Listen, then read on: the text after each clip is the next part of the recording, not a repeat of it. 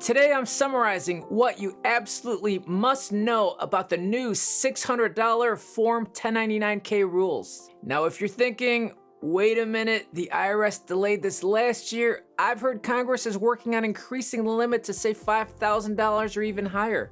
Well, I would say to that, anything is possible, but the way Congress is functioning right now, I wouldn't expect any postponements with regards to this.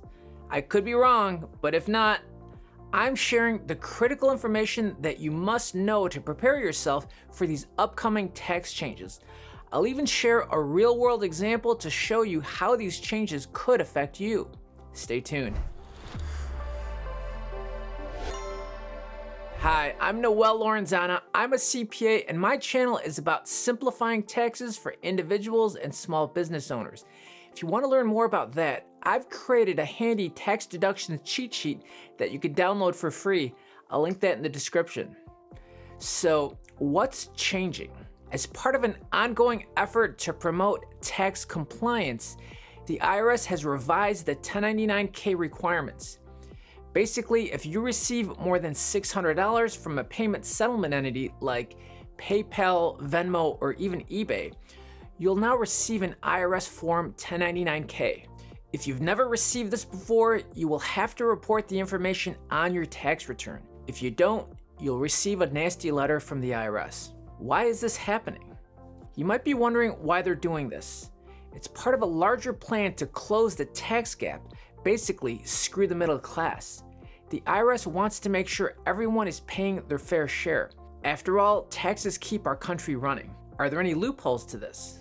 Naturally, there are some. For example, with cash transactions, they're typically not reported to the IRS unless you deposit significant amounts into your bank account. Also, payments received via Zelle should not trigger a 1099-K because it's considered a normal banking transaction. And let's not forget cryptocurrencies. While some platforms issue 1099-K forms, not all do, making it a gray area for reporting. So while the new rules aim to catch more unreported income, there are still avenues where reporting can slip through the cracks. Naturally, with all these changes, you can expect stricter verification with any of these payment platforms. This means you'll need to validate your identity and tax information more than ever before. I know some people won't like this, viewing it as intrusive, and I don't blame you, but if you want to use their payment platform, you need to play by their rules. Here's a real-world example. This guy Alex has been selling vintage Star Wars collectibles on eBay. In the past, he never had to worry about receiving a 1099-K because he didn't meet the previous threshold of 200 transactions and $20,000. Fast forward to 2023 and the game has changed. Now, if you've made over $600 in total sales, eBay will send you a 1099-K. Let's say Alex ends the year with total sales totaling $5,000.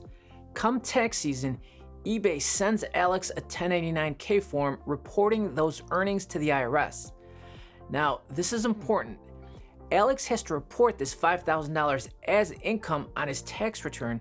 Specifically, he needs to fill out a Schedule C form, which is for reporting profit or loss from business. On this form, Alex can also deduct business expenses like shipping costs, eBay fees, or other costs of originally acquiring the vintage collectibles. He wants to do this to accurately reflect his net income from eBay sales.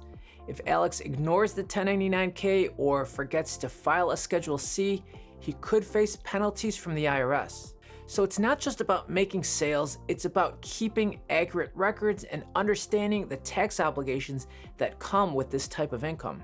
I know what you might be thinking. What should you do if you don't have documentation for the cost of items you've sold? If you don't have records or what you paid for the items you sold, you're in a bit of a tough spot when it comes to reporting your income and expenses for tax purposes.